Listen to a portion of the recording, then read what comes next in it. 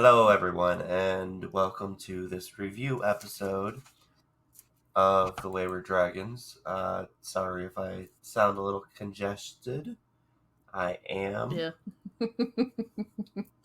And if I sound hoarse, it's because I have been, to use an old country phrase, barking like a dog. I have been coughing way too much. I have had my sinus cavities draining. I have been having all the fun. So let's see how this goes. Anyways, if you're joining us for the first time, welcome. Yeah, welcome. I usually don't. I would do rants on this much sometimes. So I'm one of your two co-hosts. I'm Johnny. Kelsey, and welcome to this review episode where we review all the books we've read in between episodes, or any shows, or anything that we've watched. How are you, besides being sick? I mean, that's the gist of it. Pretty much the epitome of what I am and how I feel. I have been loading myself up on local honey, tea. I've actually stooped into taking sinus medicine, even though I hate taking pills. Yeah. But yeah, that's where I'm at. How are you? I've been better. You might not. So I do. Have you massaged your face? Have you done that? I mean, when I'm annoyed with somebody, I'll rub my face, but that's about it. I don't think that's what you're talking about, though. No, there's certain massage. Oh, you mean for the sinuses? Yeah. For the sinuses, yeah. No, I tried that. It has not really helped. Okay. I even went as far as taking some essential oils, and this actually did help some, but obviously they wash away really fast. But taking some essential oils, some eucalyptus, some peppermint, and some tea tree, and putting a little bit in the floor of my shower, and turning the shower on, and just sitting there, and basically kind of being in a sauna. But they apparently, I found out, they have something similar to bath bombs, but they're for showers. They do. And you just put them on the floor of your shower. And so if this doesn't clear up soon, I might have to look into doing that. You can make your own. There's ways to make your own. Get on Pinterest and stuff. Yeah, but the amount of effort that takes, and the amount of effort I feel like putting into anything, very minimal, including living right now with how I'm feeling, is it's very minimal. I get it. Yeah, I get it. So, do you want to go first, or do you want me to go? What about you? Huh? What are you avoiding on how you're doing? I'm okay. It's been a rough week mentally with the family things I've got going on. Yeah. So I apologize to my husband because how I cope is I read. So, and I'm also in, I love Fable. That is a great app for us book lovers. Now I'm in 6 book clubs, which I've always wanted to be in. But now I have 6 books to read by the end of the month. So... You know what's funny to me? I am surprised that more guys that complain about their wives or whatever, or their partners, don't just date people who are book readers, because you would not have to deal with them. No. You literally just get them some books, or take them to the library. To go to the library or something, and then they would just read all the time, and you would literally just watch your football games or whatever normal people do. Yeah. I tell you, I look so high right now. I'm looking at myself on the camera. I look so high right now. Your face also looks really swollen. I don't think I've ever been more sober at any point in my life. Your cheeks. and like the bottom part of your eyes look really swollen. Oh yeah. Like you slept with like your hands on your face. Like, oh yeah. That's what you look like. Like it's like, it's yeah, your face is real swollen. I feel like the cat slept on my face. Yeah. Yeah. So speaking of libraries, so my you can go. I was gonna say you can go ahead and start. So my library is one of the libraries that puts your total that you've saved at the end of your like checkout receipt. So at the time time of this recording, I've saved $750.56 by using my library. And that's just like books. That doesn't include like what I use on Libby. And for those who use Libby, and if you live in a state like I do, so there are a couple different states that if you live in the state, you can get a library card anywhere in the state. And you can have multiple library cards on the app. I mean, if you have family that lives in different states, you can use their address and stuff, because Libby will let you use more than one card. Yeah, so we do like digital library cards. Yeah, I have a lot of electronic here too, where so you can. Yeah. Yeah. But that's the only thing, is it doesn't count all the audiobooks I've borrowed, which I thought was it's because if it includes the audiobooks, like I'm well over $1,000 at that point. Right.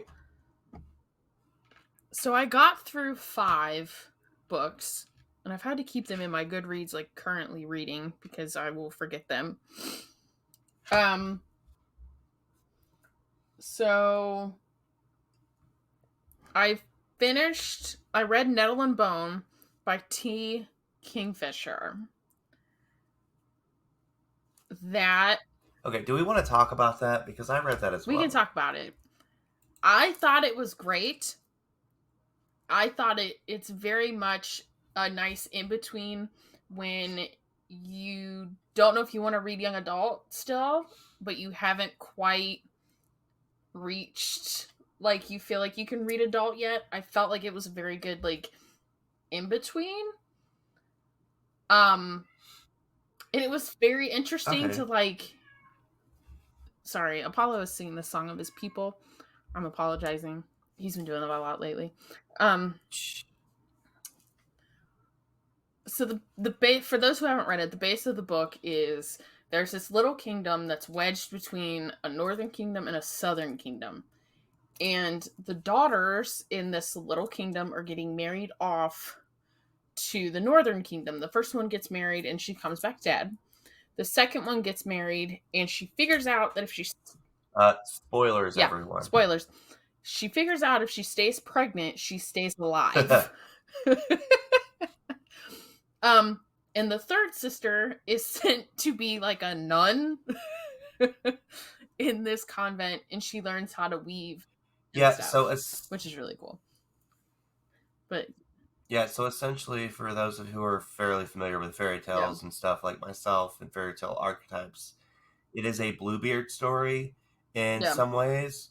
It's like basically it's like a Bluebeard story in the background, and then you have your young heroine who is going on the hero's journey to save her sister. Yeah. And so, of course, she meets some stereotypical people along the way, characters, and like some stereotypical archetypes. Yeah. One of the things I loved was the fox reference. Yeah. Where the old lady's like, so spoiler, they meet this guy whose name is Lupin. Yeah. And this is after she the main character builds a bone dog. So she's got a dog and a wolf. I love him. And there is... He's so cute. So there's when they find out his name, because she's traveling with a what do they refer to her as? The old lady. A bone. The grave. Bone witch or something. Bone mother, dust mother. Yes, dust mother. or something. Anyways, she's like a graveyard witch. Yeah. Dust Mother. Yeah, fairy Dust Mother. Oh, and of course there's fairy godmothers and stuff in it as well. But the Dust Mother goes, makes a comment, and she goes, after she finds out that his name is Lupin, she goes, "You've already got a dog and now a wolf. If a fox shows up, I'll know we're really living in a fairy tale." So the Lupin starts referring to the Dust Mother as the fox. Which, I mean, she is very cunning and very fox-like, so it is kind of even more humorous. Yeah. So Kelsey recommended this book to me. I don't know when you finished it, but I finished it in like a day. Yeah, mine was like a couple of days because maybe 2. I read these at work, so it took me a couple of days. Okay. It's very small. It is very small. So, actually, it's not that big of a book, but the story is enjoyable. Yeah. I could see them making a movie out of this. It would be a good movie. And there's not too much here. Yeah, there's not too much here to where they would like completely ruin it. But at the same time, I think a lot of people would be lost. My biggest complaint, honestly, is that it is too short. There could have been a lot more detail in it. I get why they did it. I get why the author did it. Yeah, I get why the author did it the way they did. It's only 245 pages. Yeah, it's tiny. It's tiny. But, and I think if you put too much into it, though, it could ruin the story. Yeah.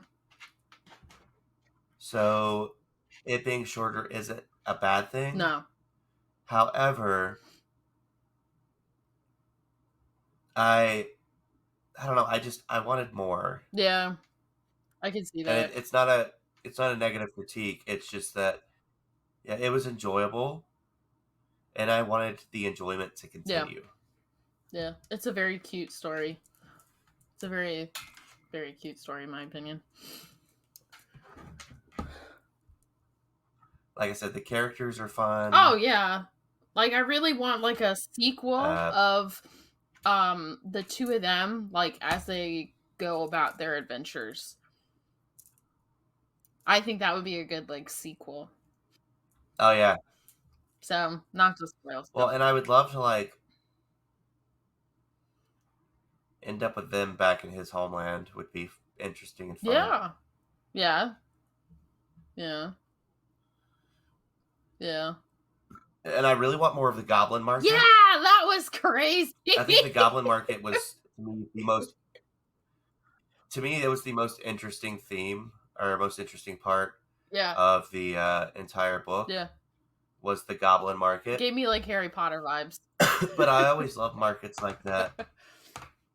Well, it's like it's a trope that's common in a lot of fantasy books that I've seen, but I love little things like that where it's just like, oh hey, here's a hidden market and there's all this weird stuff, and okay, you could buy it, but it's not going to cost you exactly what you think it's going to cost you. Yeah, cost you time, which I thought was cool. So that's time, teeth. Yeah, that made my teeth. That instantly made me uncomfortable. Like. Oh. I like how she was like, I don't want to lose a tooth, and the Dust Mother's like, yeah, but you got one that's bad, right? We'll just give him that one. Just give him that one, which I thought was kind of funny. Like, what? It's gonna need pulled anyway, so. I think I would feel cheated. Yeah. I think I would feel cheated if someone gave me a bad tooth. Yeah. That was a cute one. I thought it was good. But anyways, yeah. That's I have the average score on Goodreads right now. So it's got 53,000 ratings, and its average score is 4.15. Yeah. So it's got decent ratings. Yeah. It's a very cute story. So the next one I read was the Removed by Brandon Hobson. This was part of my library's National Heritage, or basically the Native American book display, where it's books written by Native Americans. So basically, the gist of the story is you follow a family, and they have 3 kids. They have Ray, who's the oldest, and it starts with the story of how they lost Ray. Ray was killed by a police officer. He was at a mall with his friends, and somebody drew a gun, and the police shot him, thinking he had the gun, but he didn't have the gun. So it's years later. Yes, yay, racial profiling. But it's years later. His father is suffering from dementia. His younger brother is suffering from an addiction. His sister is just being real weird. But they get they foster another Cherokee child who the son believes, or the dad believes, is their son. Like, he acts the same way, he does the same things as Ray. So it's him kind of starting to remember himself. The dad starts to remember himself, but it's kind of like their weird grieving journey. Like, the daughter finds the son of the police officer that shot her brother, and like she makes stuff a little weird. I don't know why that was in there, but that was a little weird. Is it based anything on a true story, or is it like all? Yeah, it's based on a true story. Okay. But it follows, like, they have an annual bonfire for Ray. So it kind of leads up to that, and them using their culture to understand everything, and not necessarily understand everything, but kind of help them in their grieving journey. So it was interesting to read. Not very good, in my opinion. Yeah. Just because it was one of those books where I didn't really know what the point of it was. But I guess maybe forgiveness. It's just telling a story. Maybe forgiveness. And then I read The Indifferent Stars Above, the Harrowing Saga of the Donner Party. So this follows, for those of you who don't know, the Donner Party. So back when the Oregon Trail was actually a trail, not a game, it split when this party set out. This was when the split. There was like, this guy was like, "Hey, there's a shortcut." They find out the shortcut's not a shortcut. But it kind of follows the story of one of the girls. Her name is Sarah, and how she survives this whole cannibalistic adventure that happens, and kind of what happens to her after she gets out of there, and how she kind of starts to get back on her feet again and stuff. It's very gruesome. He does go into detail of what happened to them. So if you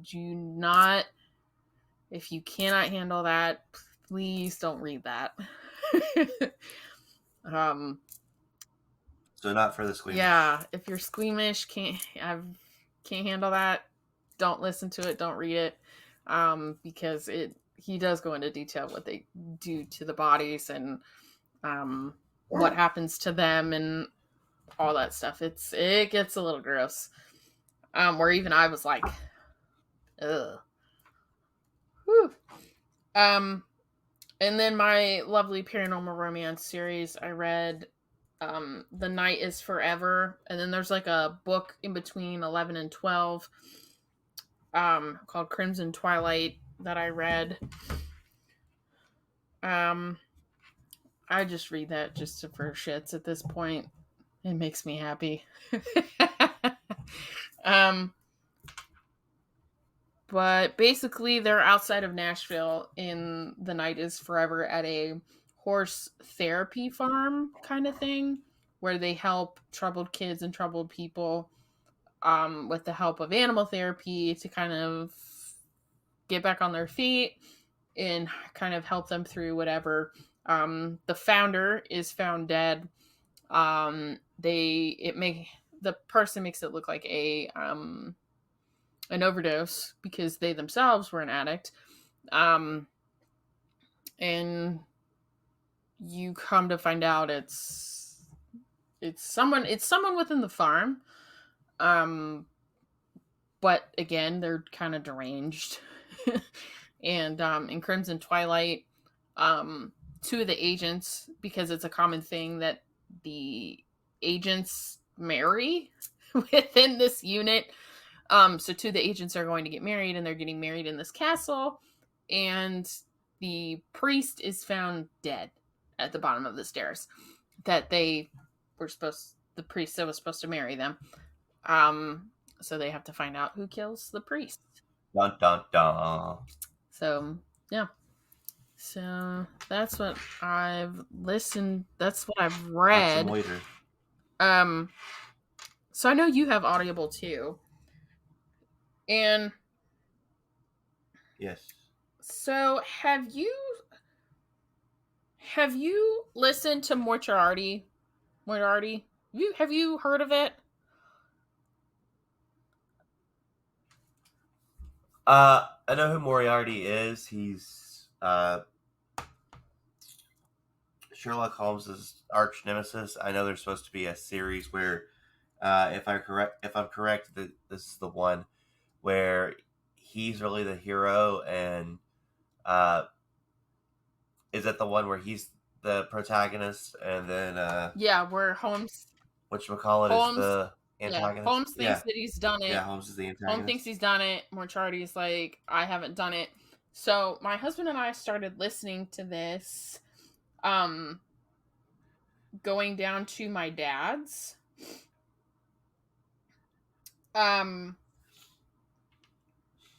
For those who haven't, we're on chapter 7 of 10 chapters. This is the one thing I will give Audible is when they do something like this, I love the immersion. So you hear all of the sounds. You hear horses on one ear come. Oh, it's Dolby. Yeah, it's 3D listening. So it's my favorite hobbits, Merry and Pippin, Dominic Monaghan, and Billy Boyd are in the first one, which I think is absolutely hilarious. So we're almost done with that. We listen to it when we're going to my dad's or going to his mom's or something. That 10 out of 10, that is done beautifully. That's one thing I'll give Audible when they do something like that 3D thing. It's so cool. It's so awesome. It makes, as someone who listens to audiobooks all the time, I love that about them. They do books like that when it's an Audible original type thing. It's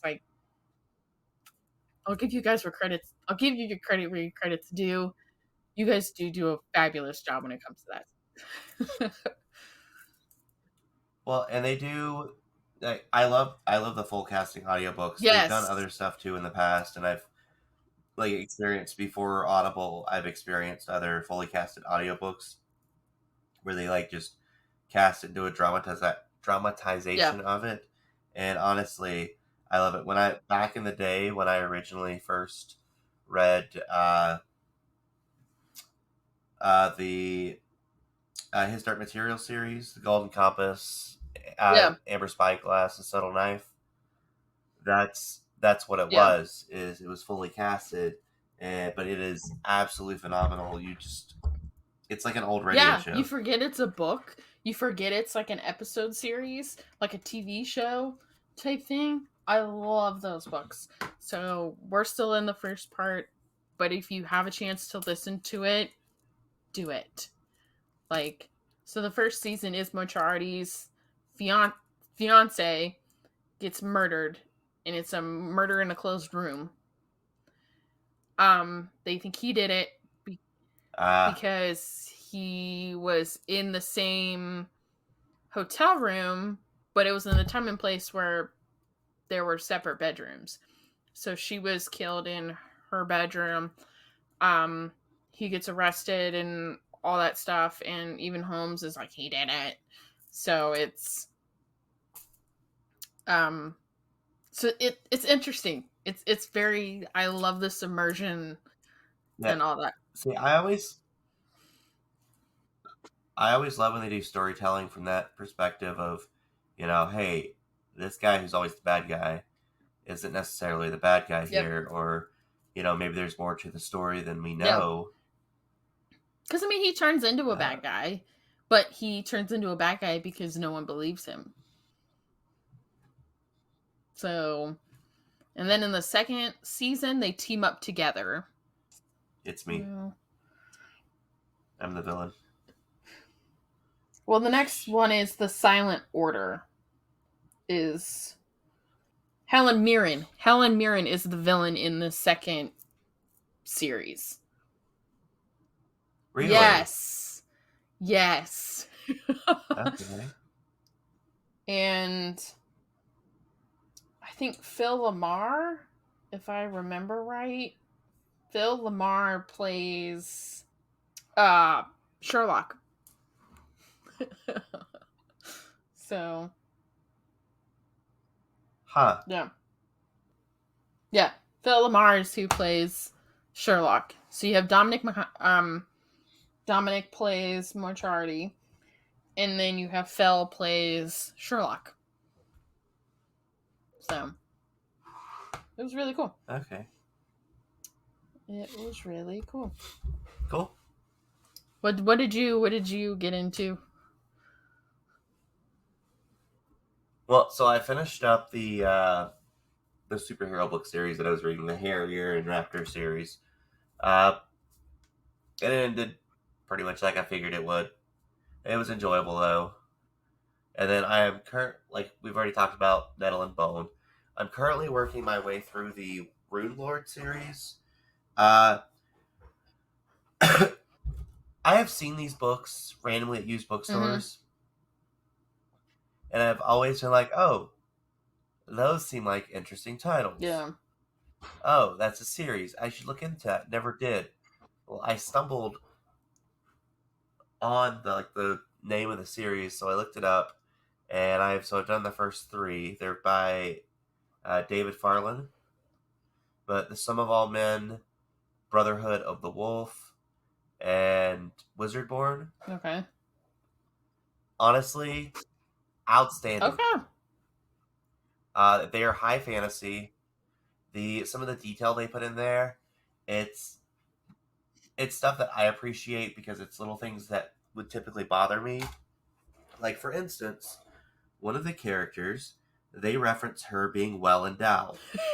So she's got big boobs. And usually when they have a character like this, yes. She's got big boobs. When they have characters like this, they don't ever bring that into effect of what the character can and can't do. Because when you have physical limitations like that, hey, guess what? You're going to have, or when you have something like that, guess what? You're going to have physical limitations. Yeah. Well, she wants to be an archer. She can't. And she's training to be an archer. Well, if you know how to hold a bow and know how to do it in proper form, you can't do that with big boobs. So what they tell her is that she is going to have 3 options. She can either A, give up on ever being an archer. Okay. B, chop them off. Oh, God. Or C, wear basically it's like a binder, but a leather vest to hold them down for her to actually be able to fire the bow. And it's something that sounds so dumb, but it really annoys me when they describe someone in a certain way, and then they're just like, oh, and they can do whatever they want. It's like, no, physical limitations exist. So it made me happy, but the magical systems are really interesting. One of the things they do in it is they have this thing called endowment. And no, it's not about the boobs. I mean, it could be, but basically they say people have certain attributes, and what you can do is there is a process you can go through to endow someone. And when you endow someone, you take the attributes of one person and give them to another, and typically you reimburse the person. So say if you have someone who's naturally strong, okay, and they're a farmer or something like that, a lord can pay them and get an endowment from them for their strength. Okay. So the lord gets an increase in their strength during like battle and stuff like that. That'd be fucked up if you were in the battle too. That's fucked up. Well, typically it's people who aren't, and they're fairly well compensated. Okay. So that'd be like fucking bullshit. You're going swinging a sword, and then it all of a sudden kicks in. You also become a little weakling. That's fucked up. Continue. Well, and there's other endowments. So like there's a lady who runs a brothel, and so she has like an endowment from all the girls at the brothel, which is like 500 girls because it's like a really, really huge brothel, I guess. But to where she gets part of their beauty, part of their charm, and so she could basically get whatever she wants from any man because she's got extra qualities from all these other women. What? That's crazy. Yeah, so it's like I said, it's a cool little thing, and there's some other magical stuff going on. But yeah, overall, I thought it was really cool and really interestingly done. And I mean, I still think it's so. I'm, like I said, in the middle of the series, okay. So there's 8 books in total. Okay, that's not bad. But yeah, that's what I've read. Haven't really, I don't think, watched anything. Okay, so do you have Discovery Plus? Do you have Discovery Plus? No? I don't think so. What is? Okay, so Discovery Plus is like ID, Travel Channel, I don't think and so. like HGTV. So we started. Oh no, I don't have that. So I'll give you. So we have it because I like watching. We like watching Ghost Adventures and paranormal shows. It's like our anxiety shows. Put them on in the background, type thing. So we started watching this show called The Garden. Bro, these are some weird fucking people. So, it's trash reality. Trash reality, right? They have like this weird compound. It was in Tennessee where it was like, it's like free love and, you know, like normal compound cult shit. But like they want to live off the land. All the good stuff. Well, they want to like live off the land, but they don't have any like survival skills type thing. They dumpster dive for food and stuff. Oh no. And but it's like a community, you know, type thing. And this is like a train wreck waiting to happen. They're so bad, and you can tell it's kind of scripted. Bro. It is horrible. Can't stop watching. You think the whole thing's scripted? It's reality TV. Come on. But the founder of this The Garden, he was like a rainbow child. His parents were part of the cult.